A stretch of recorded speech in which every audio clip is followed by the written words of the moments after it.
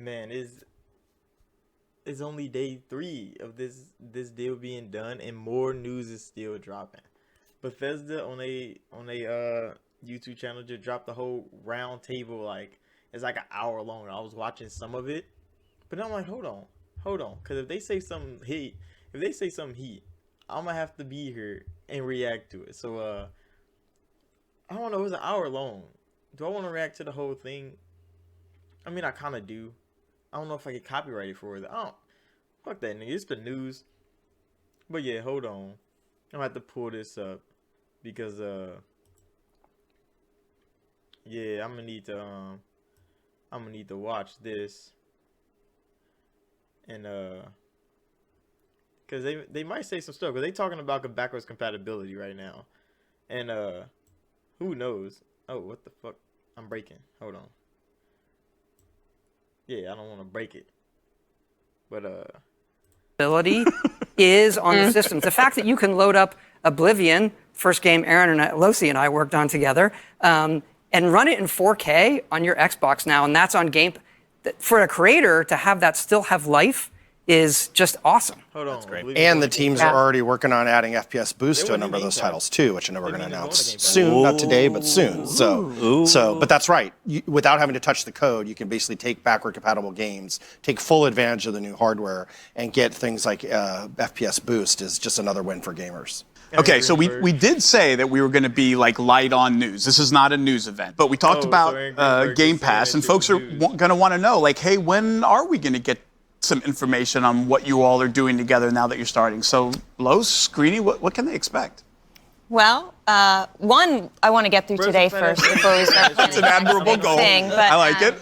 We've been having lots of discussions. We are deep in planning mode, and it's been awesome because even as we've talked about, we think about content, we think about how we produce things, like we actually use a lot of the same teams. We think about stuff in the same ways. So even the process of, people don't realize, but when you go put, historically it was like the E3, event or whatever, you put on a show, you do a digital thing, like people don't realize that takes months and months of preparation. And so we are in that planning phase. We are looking at content, we are thinking about content. So now that we are officially one team, this is sort of the opportunity now for us to move at even more accelerated pace. But it's been fun. Aaron, Greeny's dancing. He's not giving an answer. What's the We'll answer? have something this summer. This summer. Thank you, Losi. Perfect. Thank you. Okay, you heard it from Losi. You're going to hear it this summer.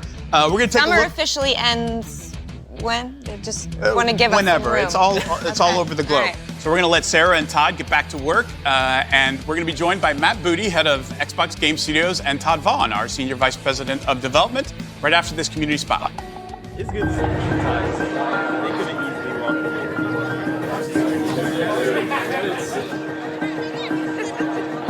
Our fans are the most important aspect of our games. This is their world. We created it, but it's their world. It is pretty amazing to have a community that's been around for this long. Here's a little show of the artwork. It's very heavy. This community is full of so many passionate people. Oh, yeah. There are people who love the games that we love, so they're very important to us. The community inspires us to push ourselves even more. They're not just players, they kind of become your friends and they become a part of your life. Their armor looking nice. Each time we make a new game, they're there, ready to jump into these worlds and experience them with us. They're a family in a way, and this becomes the Bethesda family, and I'm just proud to be a part of it. Oh my God! I'm just gonna put her in the next Elder Scrolls. Her ass better be in there. She better be like a main character. They better give her like $300,000. Welcome back. So that was a look at some of the amazing fans and their creations around our games and studios. And what a great segue, because games and studios is what we're here to talk about. Joining us from Washington is the head of Xbox Game Studios, Matt Booty. Matt, welcome. Hi, Pete. How are you? Good. Matt, for folks who may not be familiar with you, tell them a little bit about what you do, your career, how you got to Xbox. Tell us about Matt Booty. Well, I've got the great privilege of working with all our teams across Xbox Game Studios, all the teams, all the studios, all the great people. coming up on 11 years here at Xbox, working with the team and working with Phil, and had the good fortune to work on things like bringing Mojang into Xbox and also many of the studios that we've added over the last 5 to 6 years. Sorry, that studio, you said Mojang? It sounds familiar. Did they make anything? Oh, the Minecraft guys, right. Small team. Maybe Minecraft. Just maybe you've heard of it. Just a little thing like Mojang. And Phil was mentioning that you're kind of the Katamari of studios, that basically you've added how many studios now to Xbox Game Studios? 6? Yeah, well, we've grown quite a bit. We're at 15 now, so we've added 7 over the last few years. 7. That's more than double. That's one of many nicknames Phil's got for me. That's the only one I was told I was allowed to use during this, so we'll go with that one. Well, Matt, thank you so much for joining us. Great to have you here. And also with us is my longtime friend, the man who's responsible for me being at Bethesda. Todd Vaughn recruited me to Bethesda back in 1999, our Senior Vice President of Development, Todd Vaughn. TV, I view you as the biggest unknown secret in this industry. You're a genius. And I want you to explain to folks who you are, when you got here, your background. I actually started in the games industry with PC Gamer magazine. Mm-hmm. This was in the 90s. And I got recruited to join then Bethesda before ZeniMax. It was just right before. And I joined Bethesda to basically, scout games and to be a biz dev to help on the publishing side of the business. And it's one of those phenomenon where, once you get the fish, you got to clean them, and you start going down that path. And I ended up being a lot more involved in the production and the development. And as ZeniMax was forming, Robert came in and started ZeniMax and had a mission and an agenda. And right out of the gate, the first part of that mission was to really set up our internal team, Bethesda Game Studios, and put them on a path for success. Matt, I want to ask you, when you look at the kind of studios that Bethesda has and the kind of games that we make, what is it about what we do that resonates with you and that makes you feel like it's such a good partnership? And we've been sitting here talking about what a great partnership it is. But from your perspective, head of development, you get to work with all of these studios. How do you see all of those things combining together in sort of a common DNA? If you look at some of the commonality of all the studios that we've acquired over the last few years, I think the thing that stands out is that so many of them are creator-led.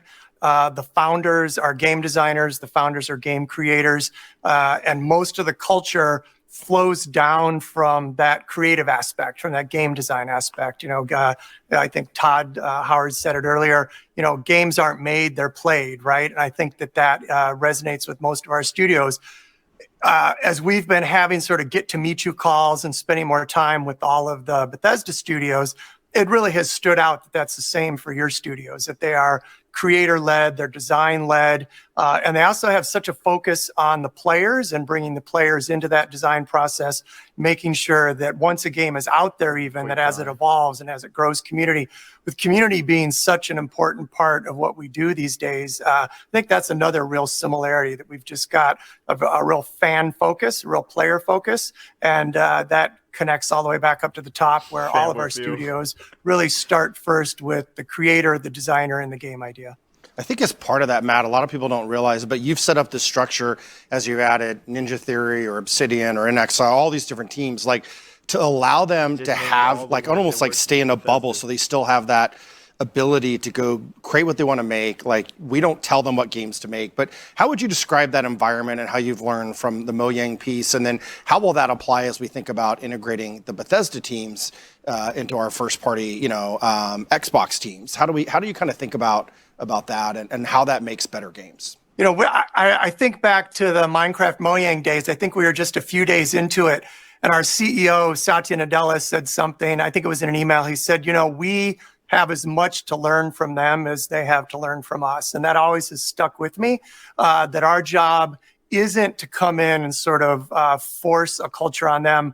Games, I like to think about, it's almost like a greenhouse, right? The environment in which they're designed is so important, is so critical, And the last thing that we want to do is upset that. So there's very much a keep your ears open, keep your eyes open. What do we have to learn from this group of people that have been making games for 5, 10, 15, 20 years? There's obviously a lot to learn there. We were talking yesterday, TV and Pete and I, about synergies between studios. And I obviously, having worked here for a long time, know about a lot of them. But he was even bringing up stuff that I didn't know about, collaborating and learning from one another. And TV, I was hoping you could just share how we operate and share tech and ideas, because I think it's pretty interesting. It frankly has evolved organically. I think that idea of sort of like central planning and everybody being given or provided directly from a central source isn't quite the right approach, especially as how we've grown. We grew organically. We added teams over time.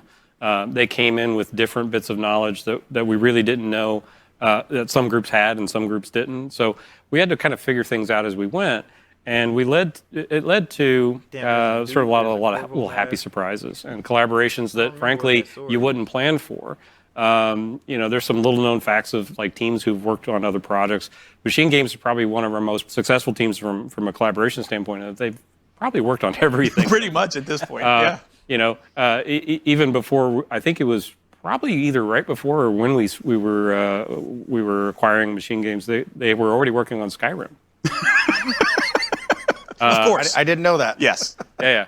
Wait, fantastic Machine Games team. worked on Skyrim? There's an enemy that's in Doom 2016 that Tango made that I don't think anybody realizes. Including Losi and I. Yeah, that's the one that I was like, wait, what? Yeah, I thought I knew everything. And a lot of our secrets that we have, so oftentimes it's like if people have some downtime, some cycles, they'll want to participate or collaborate, and we share them evenly, across teams, and allow them to do that directly. Then we have the more, obvious ones like Arcane Leon and Machine Games collaborated on Youngblood. It's a lot of collaboration. And I think it largely stems from them. They're just fans of one another's work, right? Like, it's not that you have said, okay, I need you to go over here. And we'll hear from a lot of those studio heads later today. And I think that you'll see that and hear that in their own words about, really admiring one another's work, and that it does feel like a family. Well, one of the unique things we do that most folks don't know about, Aaron, I wonder if you want to tell folks about, is like what we do at the midwinter meeting, and that every developer and how they present, that's just not something that happens. Talk a little bit about. Yeah, I mean, it's the most special time of year, and that might sound cheesy, but it's true. I mean, everyone that works at Bethesda is so passionate. Like, what better week could you spend than checking out really early looks at all the wonderful things that the creators are making? So it's not just taking a look at what each other is doing. It's meeting, the teams meeting with one another and sharing stories and techniques, and it's or getting super excited for each other's projects. You know, the folks at Arcane start freaking out when they see, the next Machine Games title, or they all get to see Doom Eternal for the first time, when it's been in development for 6 months, but it's still really fun. We use it in marketing too, to look at things and say, what's resonating in as we, summer shows take many months of planning, so we always use that as well as kind of a first litmus test. Like, well, let's let everyone in the company see it first and give feedback. And I love that. It's like you're making a recipe, and there's like a head chef, but you've included everyone in the kitchen to kind of contribute and taste and contribute. And lots of people in the kitchen. Yeah, the midwinter thing is great. So I will tell you, Matt does something very similar with his teams. And I love the name of this meeting, Matt. Can you talk about the best meeting and like what that is about? Because I will tell you, that is my absolute favorite meeting, and I just like the collaboration and what comes out of that, and the spirit of that is something really special. Yeah, I think BEST actually stood for something. We used to call them quarterly reviews, but it turns out that we weren't reviewing and they weren't happening quarterly. So we decided. But it was a great name otherwise, other than it having nothing to do with the meeting. For me, they really are the best meeting, because all we do for an entire morning is review work in progress, a lot like Aaron was just talking about. So everybody brings the latest that they've got. We kind of cycle through all the studios. Sometimes it might be early concept work. Sometimes it's actually playable material. And it's just a great chance for everybody to get feedback.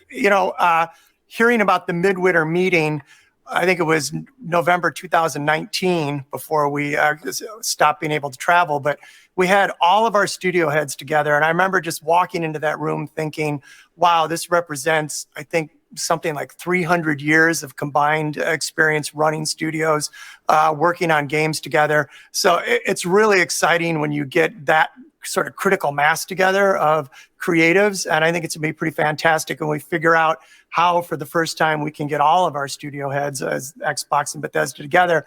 And, whether that's the best midwinter meeting or the midwinter best meeting, I don't know what it's going to be, but it'll be fun when we can just get everybody together in one place and, as you say, kind of get that creative synergy going. As I listened to Matt talk about this previously, about sort of sparking that enthusiasm, that passion, that, the 300 years worth of experience that those studio heads have, that you are looking to bring together these folks who have a passion and then give them tools and resources, not just, hey, why don't you two make a game together, but TV, we've talked about studios going to each other for, hey, I want my guns to feel more like they do in the id game, or we're working on some new feature in our game that's new to us, kind of like Greenie was just talking about. That is a big part of... It's absolutely a big part, and even to the point of the midwinter meetings, it's as much as it is an ability to kind of show what we're working on and, show the progress to the company and be excited by that. It's also kind of like a mini GDC, a game developers conference, where you can actually get from, world, recognized, experts on a topic. And so we'll have little breakout sessions and meetings and summits. And, we've also looked to expand those throughout the year because it is a phenomenal resource. We have some incredible talent, in animation, in AI, in engine and rendering technology. And, let's put some of that to use. Yeah, and they get to see it, and they start asking questions, emailing other programmers, like, how in the hell did you do that? We've been trying to do that forever. And so, I think that kind of stuff is exactly what we're looking for here when we talk about, like, what this partnership might look like. It's not formally in saying, we now want you to work with them on this. It is just simply putting people in front of each other who might be trying something they've never done in a game, or, trying to come up with a new way to do something that they haven't before. That's really where you find that. And we don't put barriers up to prevent it, right? That's really the magic is it's like we want to create the connection so that people can find it and build those relationships because they last and they're durable and they'll stay for a long time. Well, and I think all of this, Phil, goes back to something that Matt said before, which I loved, which is Satya's email saying we have as much to learn from them as they do to us. And honestly, like that mentality that he brings and that you brings, I think is what excites all of us, because you all are so willing to embrace that and say, look, you don't have to have every answer. You don't have to have it all figured it out. Let's just talk and see if there's opportunities here. Okay, we're going to stop there. Todd and Matt, thank you both so much for taking time out of your busy schedules to come on and talk to us a little bit. I know you have a lot of studios and games to go work with, so we'll let you go. As we start to introduce you to more of our family and all of the different studios and games that Bethesda has and is bringing to the table, Los, you've been with me forever. You've worked with all of these studios. Where do we start? I'd like to start from just about the beginning, a studio that I've had a privilege to work with for many, many years now. And those are the men and women at ZeniMax Online Studios, the creators of The Elder Scrolls Online. A fantastic MMO. If you haven't played it, you're missing out. It's a massive world, a ton of content. You're an ESO player. I am, and I'm always blown away by how big the world is. Like, as a player, and that's kind of my only association with it, other than just seeing how amazing it's doing on Game Pass right now. But like the amount of diversity in that world, I love playing. Great community. The players are so helpful. People like helping me get through, leveling up my characters. Fantastic game. Can't wait to hear more from the team. Absolutely. It's been a huge success, amazing community, and let's hear more from the folks at ZeniMax Online right now. I ain't played ever since. Hey, I'm Matt Fyror, studio director at ZeniMax Online Studios, or ZOS as we call it. Short history lesson. Back in 2007, ZOS was the first new studio at Bethesda, making us the test case for Bethesda being more than just a one-studio publisher. And unlike the others who came later, we were built from the ground up with the specific goal of creating massive online games. The first of which was to be set in the Elder Scrolls world. Back in the day, as a fellow DC area game developer, I knew Todd Howard and some others at Bethesda, so when I started at the company, we had a relationship to build on. And that grew stronger after spending my first few months with the Bethesda team, working with Todd and Todd Vaughn to lay out the Elder Scrolls Online world. Everything from picking the setting and timelines of the game to creating factions and determining storylines. This spirit of close collaboration stuck with me as I built ZOS. In fact, several people from BGS joined ZOS, including Rich Lambert, who's now creative director of ESO. The relationships built with headquarters and BGS helped shape the kind of relationships we were creating internally as the studio grew. We share a focus on studio-driven creativity, which comes from the very top. And while we evolve separately, we always maintain that mutual trust with BGS, with headquarters, and later with the other studios in the extended Bethesda family. In fact, we pitched in and helped BGS with Fallout 76 and id with Doom 2016. But the most important shared cultural element that made us so successful has always been our core belief in ourselves that came directly from Robert Altman. An example, it's no secret that ESO stumbled when it launched in the beginning, but Robert didn't lose faith in us. You guys are smart, he said. It didn't go the way you wanted, so now you fix it. And we did fix it, and some of you might not know just how successful we've become. We're one of the most successful virtual world fantasy games, period. Over 18 million users logging in from all over the world, 3 million new residents of Tamriel in just 2020 alone. ESO is huge, thousands of quests, and so much content it's impossible to count the hours. Obviously, the credit to this success goes to the amazing and growing team at ZOS. But it was all made possible because Robert gave us the opportunity to realize our vision and then build, refine, and adjust as needed. I just want that to be on sale. It wasn't always pretty, and it definitely wasn't easy. But through it all, his belief in us and the promise of what we could deliver made us who we are today. And that extends to our future titles already in development. Everyone at ZOS is looking forward to being part of the Xbox family. Our friends there have already told us how they're such huge fans of ZOS. Not just in the games we're making, but the people too. We can't wait to show you what's next when the time is right. Where the fuck is that Brink team, bro? Wow, I love that. I mean, it's so great to hear directly from the creator and to think what they've achieved in 7 years, right? And today they're the #1 multi-plat online role-playing game in the world. And we've seen it grow on Xbox, but when it went into Game Pass, it's just found a whole new audience. It's been a terrific journey, and again, that community there, that Phil referenced and Matt Fire referenced is an amazing support system. If you feel like you're ready to make the leap, they're ready to help you and have a great time. All right, so Losi said that was a homegrown sort of internal studio that we started after Bethesda Game Studios. As TB mentioned before, the first acquisition we ever made was the creators of the first-person shooter genre in id Software. Doom, Quake, it's unbelievable. Even God tier. I mean, let's be honest. They are best of the best. First shooter I ever played on a PC, like on a floppy disk. Like how they got 3D graphics working back in the day. I mean, it's just, and how they've taken that and modernized it. The reboot in 2016. Doom Eternal winning, so many Game of the Year awards. It's just incredible, the legacy that they've had. And I tell you, there's a lot of Xbox fans excited to have it. Well, when you talk about passion, it's hard to find folks who are more passionate than the folks at id Software. So why don't we take a look at Marty Stratton and his amazing team at id Software. Hi, I'm Marty Stratton, Studio Director at id Software. About a month ago, we celebrated our studio's 30th anniversary. It really is incredible to consider how much our industry has changed in those 30 years, and how many defining moments we've had the opportunity to be a part of. Wolfenstein 3D and Doom created and helped popularize the first-person shooter genre of games. Doom and Quake were among the first games to foster and build large-scale mod communities, as well as usher in multiplayer gaming. And our game engines have been at the heart of key advancements in technology licensing, 3D graphics acceleration, virtual reality, and game streaming. At any point in our studio's history, you could pull back the curtain and see a tight-knit group of people that thrive on pushing creative and technical boundaries, hard at work, building fun-first games with a meticulous attention to detail and craftsmanship. We couldn't be prouder of our people, our games, and our relationship with players. When Bethesda purchased id back in 2009, we were the first independent game studio they had acquired.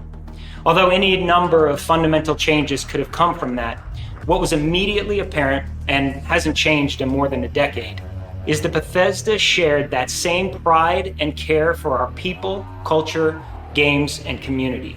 From the start, Robert Altman and the entire Bethesda team said, we want you to be yourself and do what you do best. Then they backed that up with the resources, stability, and support to make it happen. Now, game development is complicated and challenging, so it wasn't always smooth and almost never easy. But there simply wouldn't be a reboot of Doom in 2016 or its sequel, Doom Eternal, released last year, without Bethesda's unwavering faith in the team at id. And it started at the top with Robert. His investment in our people and studio was always personal and genuine. You couldn't help but want to make him and the rest of the company proud. Over the years, some of the most memorable and rewarding moments have come when that pride is also shared with an incredible community of gamers at our annual QuakeCon event here in Dallas.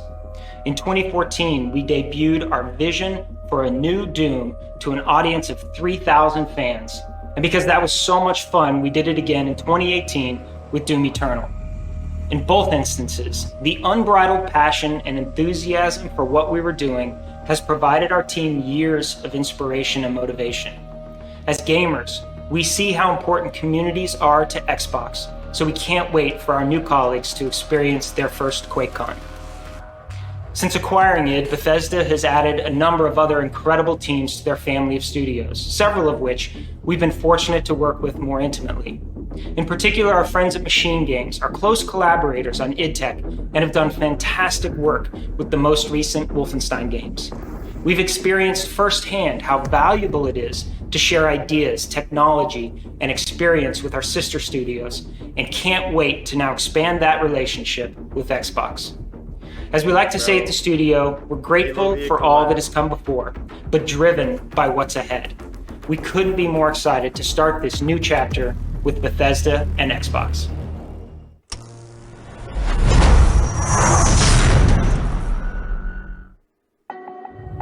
You know, the thing about Doom and id that I think we like to talk about the history of the studio, which is amazing, but you can see it in Doom Eternal. There's no studio that sweats every pixel on screen of every frame the way id does. Like, it's just so clear. It's and like I you love spent time that. with them. Spend time with the games, and it just pops. Like, it's so clear. And then when you think about their capability, and I think about them collaborating and working and talking with the Coalition and 343, and just like the first-person shooter, third-person shooter space that we have, the studios that are there, I think just kind of an amazing capability. The other thing I get really excited about with id that we haven't really talked a lot about is the future of id Tech. And what could that mean inside of Xbox? Obviously, you know, we've got a ton of studios doing a bunch of different work. I love the way Marty talked about how they've collaborated with other Bethesda studios on id Tech. And I just think about that to the next level. Like, what can we do inside of our organization with id Tech, which is one of the world's best game engines out there, and just make it a tool that so many developers can use to realize their vision. With id, it's amazing because we didn't just get this like incredible library of IP. We got all these amazing people who are so meticulous, as you can tell through their games, but we also inherited things like QuakeCon, and it's been very special for me to work at that event. Marty mentioned, you know, showing off Doom 2016 to 3,000 people. I was there, and I can tell you that the excitement was off the charts. It was religious. It was like a religious experience. And the cool thing about that event and about the team is that those 3,000 people were the first people in the whole world to see the game. Yeah. You know, we didn't do some big media event. It was Fans like first. Fans first. And these are the kind of interactions that we like to have. They come to that show year after year. And so they were the people that we wanted to show it to first. And Los, as you were saying, sort of that two-way conversation, it's also important to point out, we showed 3,000 people Doom 2016 for the first time. Not a single thing leaked from any one of them. We said, put your phones down. This is just for you. And every single one of them said, we get it, we love it, and we're totally on board. And like to be able to have a studio to extend that level of trust to a fan base and have the fan base reciprocate and say, hey, we're down. Like we won't take screenshots or videos, or it's part of what I think makes all of this so special. One of my favorite moments over the last 16 years, for sure. For sure. And as we said, id Software was the first acquisition we made, but that sort of started the snowball pretty quickly. And shortly after that, we had Machine Games come on board, both of the studios at Arcane in Lyon and in Austin, and then Tango down in Japan was sort of 1, 2, 3 right afterwards. So let's talk a little bit about all of those studios coming on board and what they do, because, Phil, you were just talking about shooters, which is something obviously id knows very much, but their tech and their work went across all of those studios I just mentioned. Machine Games coming in and rebooting Wolfenstein, this iconic franchise was... Yeah, because the New Order runs on id Tech, right? I mean, everything Machine Games has done has run on id Tech, and Machine Games collaborating with them set a standard for collaboration among studios that they then did with Arcane. So it was really interesting to see all of these folks come in together and sort of grab onto what we had started to establish with BGS and then ZOS and then id Software. Hello, I'm Jerk Gustafsson, executive producer at Machine Games. Machine Games just turned 10. And we are still amazed at the opportunities we've had to make our own unique style of games and the incredible community of players who enjoy them. When I think back to the earliest days of Bethesda, long before we became part of the family, I believe Bethesda's culture really began with the creative freedom and support for Bethesda game studios and the games they make. Robert Altman always understood the value of allowing creatives to be creative. That we in our studios are the owners of what we do, so we always feel deeply invested in everything we make. Of course, that comes with its own pressures, but from the very beginning we knew Bethesda would always have our backs. In fact, everyone here felt that trust instantly when we joined. And we were trusted to take Wolfenstein, this iconic and pioneering first-person franchise created by id Software, and give it a fresh start. We wanted to make it our own, while still maintaining that id Software DNA of fast-paced action shooters with a somewhat violent theme, but made with a sense of humor. As a huge fan of id Software and given their history with some of the most classic and best shooters in the world, it was very important for us to develop a Wolfenstein that brought that legacy forward.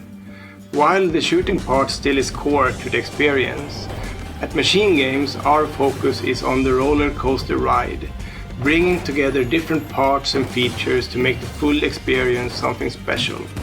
An important part of that is the storytelling, and we made our mark building a diverse cast of characters who surrounded our version of BJ Blazkowicz as he fought Nazis around the world. You still got some Nazi fighting killing skills up in you? How we laid out the plans for our first game, Wolfenstein: The New Order, is a memory very dear to me. We, the core team and the founders of Machine Games, got to spend 3 hot summer weeks in Mesquite, Texas at the id Software offices.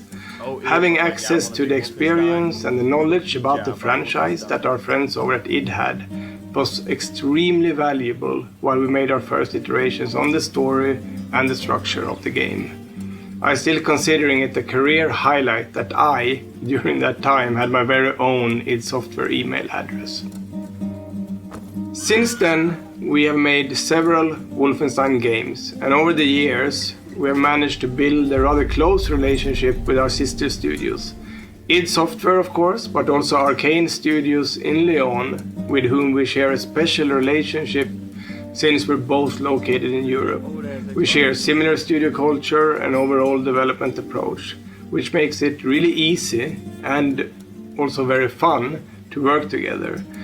We feel a connection to Tango in Tokyo as well, and we enjoy the opportunities we have to help each other out with development support and to learn and to share ideas with the other creative and talented world-class teams at Bethesda.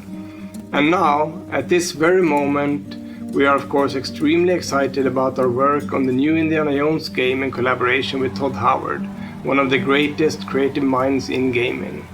It is a true privilege to be in this business, a business that is constantly evolving. And if I look back to when I started modding Quake near 25 years ago now, It's different in so many ways, but still as fun and rewarding as it was back then. Talking about it, we actually have a Quake modding group that get together every Wednesday evening here at Machine Games, and it's so fun.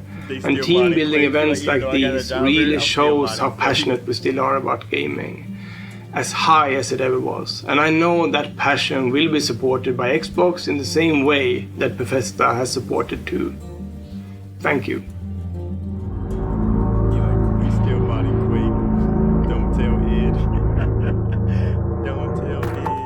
I'm Harvey Smith, studio director and co-creative director at Arcane Austin. Early on, when we were working on Dishonored, we had these meetings at Bethesda, to sort of pitch what we had done, show off the most recent milestone.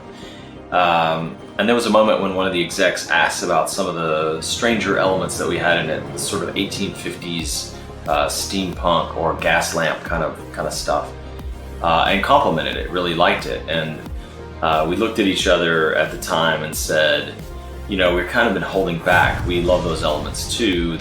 We think they're what make the game really distinct. And the advice we were given wasn't be conservative or be safe. It was like double down on that. And so once we were given that green light, we just rolled hard into what people started calling the whale punk aesthetic of the game. The type of games that we work on, they're a blend of first-person shooter and RPG. Not fully one or the other, but there's something distinct, something in the middle. We love simulated elements, from the AI to the physics to the player's powers and movement abilities, and the way those things can interact in manners that we didn't even foresee. The environmental storytelling, the locations that we put so much love and lore into. There are also characters in all our games that are very important to us. Mindy Blanchard was an important character for us. We launched a game with Billy Lurk, which we were very proud to do. We love that character. Standing on the stage at the Bethesda showcase and announcing to the world Dishonored 2, and we rolled out Emily Caldwin as a protagonist for the first time, and it was just a super exciting moment. And the response we got from players, especially women who at the time didn't have as many representational avatars, all of that is just super important to us. It's not quite the same game that any other person would make, and to have the right partners that support us through that is just critical. And it's really the culture that Bethesda set up, that Robert Altman set up, that makes us feel safe to run in the directions we want to run in. So for us, being part of Xbox is very similar to when Arcane first joined with Bethesda. It was like, hey, here's a partner we trust, here's a partner who wants to make good games, and it's just like you can't do creative work unless you feel like somebody has your back, somebody's setting up the right environment for you. And at the end of the day, at the end of your career, it's not about which awards you won or how much money you made. It's really about those moments where the players tell you what it was like for them to experience a particular character or particular combat or a particular stealth moment. It's just so powerful when they talk about how the game has impacted them and their lives. Our goal is just to keep doing what we love and keep making players happy. Hi, I'm Dinga Bakaba, I'm game director at Arcane Lyon, and I believe I have a different perspective to share because I joined Arcane after Bethesda acquired us.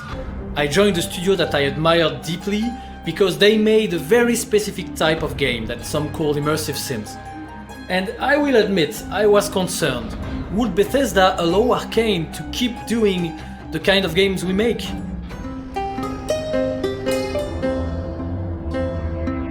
The beloved Empress dead, and everyone thinks you're the killer. And as you can see, the answer is yes. I quickly learned that Bethesda acquired Arcane because they believed in the kind of games we make. But now we had more means, we had more firepower. It was the opportunity to step up our game, basically. And yes, there was challenges, there was hard discussions, but it was always with the goal of making the best Arcane games possible. So I also remember our first midwinter meeting. It's where the heads of studio gather together in Maryland, they present their current projects to the entire company. It's when I discovered Skyrim and Wolfenstein: The New Order, The Evil Within, Elder Scrolls Online, you know, and yes, Dishonored was there, and we were super proud of showcasing it. So my first thought was, wow, and the second one was to myself, we are not the exception here at Arcane. All these studios are doing exactly what they should be doing, each in their own way. And over the years, I've gone from admiration to actually working with those studios. We've collaborated with Machine Games several times, helping out on the new Colossus, co-developing Youngblood, which is nice because it was always a choice, not a demand. We made connections, we shared our mutual admiration, and it was an opportunity to learn from each other while supporting each other's artistic vision and goals. But I do have one major challenge that might only get worse as we join the Xbox family. I still get pretty starstruck around my peers. Like, for instance, I become extremely awkward when I talk with Todd Howard or Shinji Mikami-san, and maybe they cannot tell because I'm so French, but it's pretty bad. So, yeah, I just want to warn everyone at Xbox. Now I get to be weird and awkward with you all.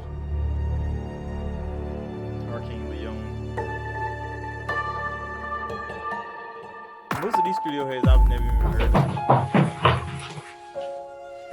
That was the most Japanese intro. I'm Shinji Mikami from Tokyo, Tango Game Works. 僕たち、単語のスタッフは、約10年前に、ここ東京で、若いスタッフを中心として、新しいゲームをどんどん作っていこう。そして新しい、クリエイターの人たちにチャンスを与えようというところでスタートを切りました。それからベセスタさんとは非常にいいリレーションシップを構築しながらここまで来ました。で、この度、Xbox の人たちと一緒に仕事するっていうことで、今後どういう化学反応が起きるかっていうことに対して非常に僕たちはエキサイティングしています。今後の僕たちはまず僕たちクリエイターが面白いものを作る。で、そしてそれ以上にお客さんの満足、高い満足をすごく重要視したゲーム作りをしていきたいと思っています。なんでよろしくお願いします。We look forward to join Xbox family. Thank you.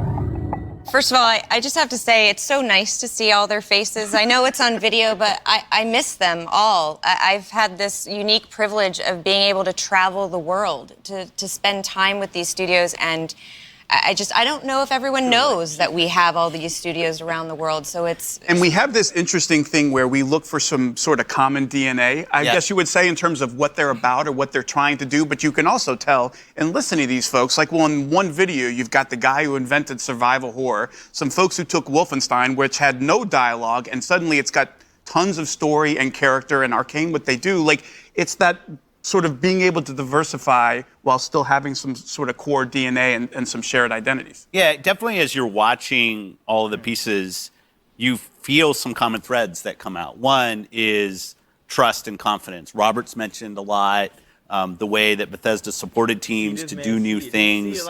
And we've said this in Xbox as we've been planning for this moment for so long.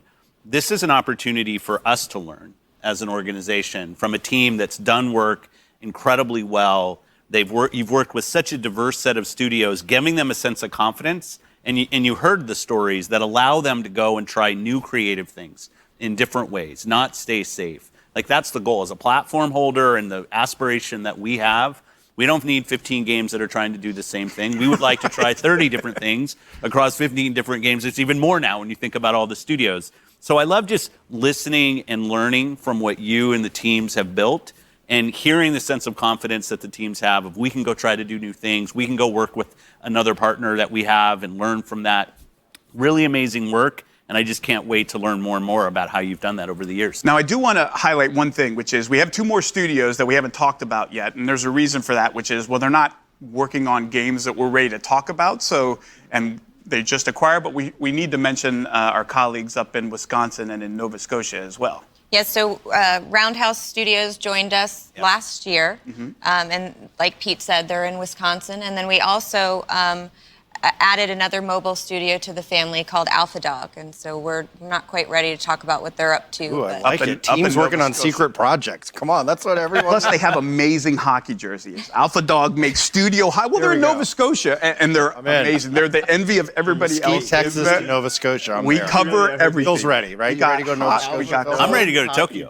Okay. Yeah, I mean, go see Tango, a studio that I just have such respect for the history of the creations there. I've talked for a long time about our desire to have more of a first-party presence in Japan. I knew this is a great step there. So, I mean, just thinking about the map of where these teams are and just talking about all the games they're working on, but I can't wait to spend more time with the Tango team and get to know them. You may have forgotten about one important studio that we haven't heard from yet.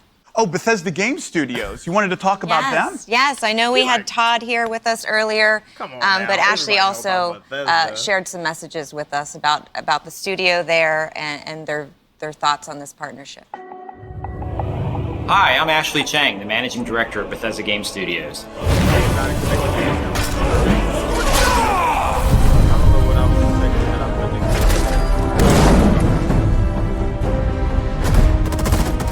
On behalf of the over 420 developers across all our studios in Montreal, Austin, Dallas, and Rockville, I'd like to thank the leadership team at Xbox and Microsoft for the warm welcome to the Xbox family. You know, when we started 20 years ago, we were like an indie rock band, a small team of around 40 developers, and we had the complete freedom to make the kinds of open-world role-playing games that we're known for today. This amazing studio that I'm privileged to work at is a testament to the leadership of our creative visionary and studio head, Todd Howard. It's also a credit to Robert Altman, who we will miss very much. Without his trust and support, we would not be the studio we are today. One of the reasons for our success, we've made a lot of games together. I believe the value of a team is the sum of the problems they've solved together. The more games shipped together, the stronger the team gets. Don't put 70. After Morrowind, rather than immediately work on a direct sequel, Todd had a grand vision for what our studio could be. And we asked ZeniMax if we could spend the next 4 years to make our next game. As always, Robert and the rest of ZeniMax gave us the support and trust to accomplish that vision. The next game was Oblivion, and that was the start of an amazing industry-leading run, not just for us, but also for Bethesda and ZeniMax too. Today, the team working on Starfield have all worked on several open-world RPGs together. This shared experience and chemistry doesn't happen overnight. It takes a long time and is a lot of hard work. Our relationship with Xbox starts back at our indie rock days too. We were working on Morrowind and we weren't sure if anyone would want to play this kind of game on a console. But Xbox team said yes, and they were supportive from the start. They even did the disc layout for us, which is something we had no experience doing. Ever since, Xbox has been a great partner, always ready to help solve problems like figuring out how to optimize performance and push the hardware as much as we can, to pushing other boundaries like letting our modding community share full Skyrim and Fallout 4 mods on Xbox. Yeah, which Sony fucked Since up. Morrowind, we watched ZeniMax grow all around us. We grew too as a studio, and as more and more studios joined the family. We have worked with ZeniMax Online Studios from the start on the Elder Scrolls Online, a relationship that continues today. What they've accomplished with that game is remarkable and a huge inspiration to us. The spirit of mutual admiration and support has been an important part of ZeniMax across all the studios. We have all contributed in big and small ways to each other's games, and we continue to be each other's biggest fans. As we work on our next generation of games, we can think of no better place to be than here at Xbox. No matter how crazy the idea, the team at Xbox always says, yes, let's try it. On behalf of everyone at BGS, I want to thank everyone who played Morrowind back in the day, and every game we've made since. Sincerely, thank you for playing our games. We couldn't have done it without your support, and we hope you are excited to see all the great things we're working on for the future. Thank you. I might just have to go play Morrowind again. So, Phil, as Ashley mentioned, obviously a big part of our relationship really is owed to the Morrowind product and us working with you all and saying, hey, we're going to stop doing just PC-only stuff and try this console thing and see how that works out. You know, for me, as a player of your games, you've always challenged yourself. If I think about whether it's bringing a traditional PC genre to console, the work you've done around VR, around streaming, around modding on console, like it's hard for us as a platform to think about the pushes that we've had from a publisher who said, we want to go try something. And at first, of course, we're defensive. Well, I don't know about that. Then we start to think and work together. So many of those innovations, not just for Xbox, but in the game industry, were born right here at Bethesda. And I think about the path forward and that continued push for us to evolve our platform and service is going to be fantastic. Well, and I think that's part of where some of that excitement comes from, right? Which is being a developer and having this kind of passion and even getting to work more closely hand in hand with the folks who are making those decisions, pushing those technologies, whether it's streaming or console power or whatever it is, that, it is different when you're inside versus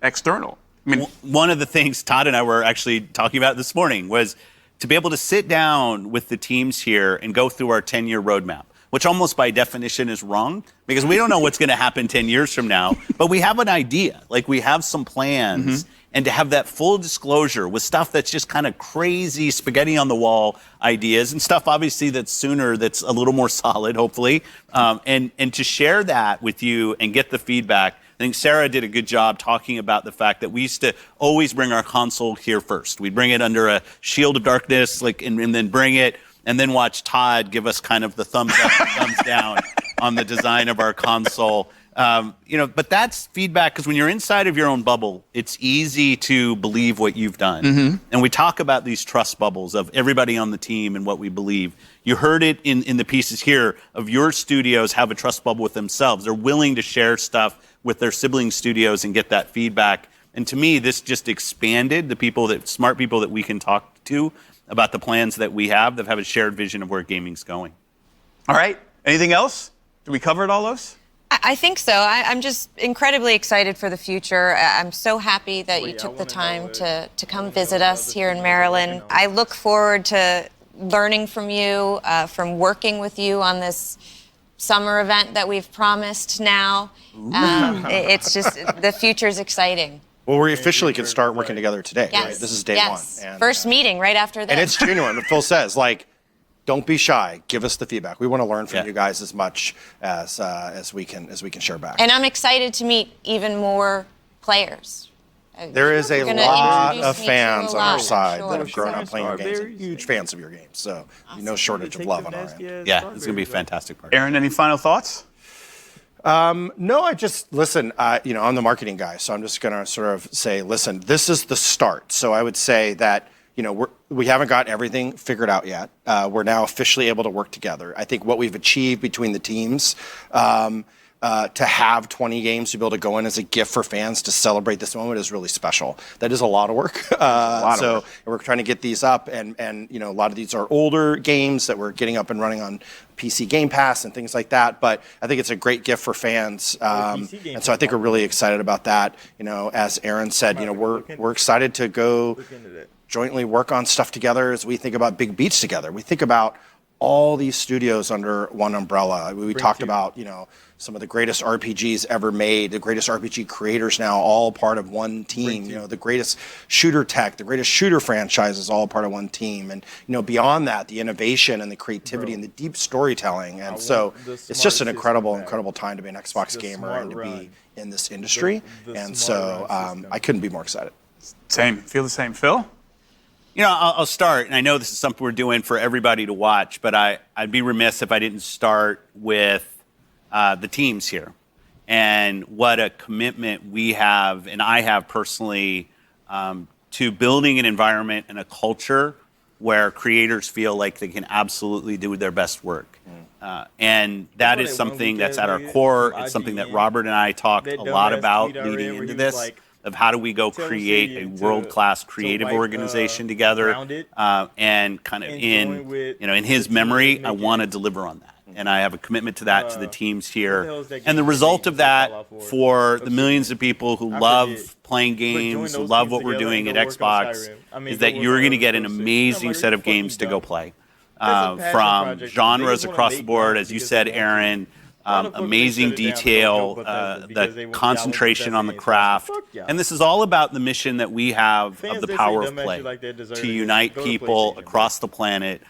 3 billion people playing video games. We want to ensure that anybody who wants to will be able to experience the great games that we're going to build together. whether that's the technology that we're pushing on or business models to ensure that more people have access to the voices of different creators with different perspectives telling their stories on our platform. I'm just a fundamental believer in the power of video games to help bring this planet closer together, and I think it's a time when we need it, and I love what we're going to be able to do together here. Perfectly said. We're so excited for this partnership and to get going. We've been chopping it a bit for a while, and can't wait. We got some really exciting stuff coming down the pipe. So thank all of you for joining us today. Thanks to everybody who tuned in to watch. We appreciate your time. We hope you enjoyed a little look at sort of who we are and what we're bringing to the table as Bethesda and Xbox come together in this amazing new partnership, and we can't wait to see what's next. So thank you all for joining us. Take care. Have a good night. I mean, that was definitely clean. That was clean. And I mean, we definitely didn't learn nothing new. We see all the studios, they doing their thing. They gonna keep doing their thing. As long as Microsoft give them the same respect that their own founder gave them, I think they'll be fine. I don't think it's gonna be turmoil. We might get some heat collabs, bro, because Microsoft got a lot of studios, and adding the Bethesda ones in, there's bound to be some heat collabs, bro. That's like with me and Phil, we was thinking the same. With 343, go link up with Ed, bro. Just talk to him a little bit. They can be like, hey, we know y'all got shotguns. Like, y'all wanna use some Ed tech on the shotguns? Like, make them bitches punch, bro. I like shotguns. They just don't hit the same. They like the sniper rifle in Halo hit harder than the shotgun. And of course the sniper is supposed to hit, but I'm talking about it feels better to shoot niggas with a sniper rifle than a shotgun in a Halo game. And they can definitely improve that, because I walk around with the double barrel shotgun in Doom, and I don't play. Nigga, I'm talking about I run out of bullets, chainsaw. I need bullets. I need bullets for my motherfucking shotgun, bro. That's all I want to use. But then Doom, they force you to use other weapons, because they like different enemy types. They die faster to different weapons. I'm still gonna brute force you with this shotgun, so I'm not worried. But that was a good little sit down powwow thing that they did. Like, I like that. I wish they would have did that with all the studios they got, but none of them were as big as the ZeniMax thing, except like kind of like Mojang. But we talked to Mojang them, then they kind of went into the dark, because they literally do their own thing. They got Minecraft out here booming. Minecraft Dungeons, amazing game. Why ain't nobody playing Minecraft Dungeons, bro? Like, I really need to link with some people on Minecraft Dungeons, but nobody link with me. So I've been playing that shit solo, getting my shit smacked up at the end of the game, because that shit's too hard. I need to go grind, because I swear I need help, and nobody's helping me. But that's cool. I need to upload that some more. I forgot how many games I was playing on the channel, and they just fell off. I need to get back in. I need to go review all the game franchises that I played, and then go finish them. Maybe, if I like them enough. Can't really finish Doki Doki, though. YouTube kind of ruined it. Legit ruined it, bro. Like, it's fine. But yeah, that's going to be my, I guess my reaction to the roundtable. So, I need to go figure out what games Bethesda put in Game Pass today, and probably play some of them hoes. Hey, if it's even within, I'm uploading it.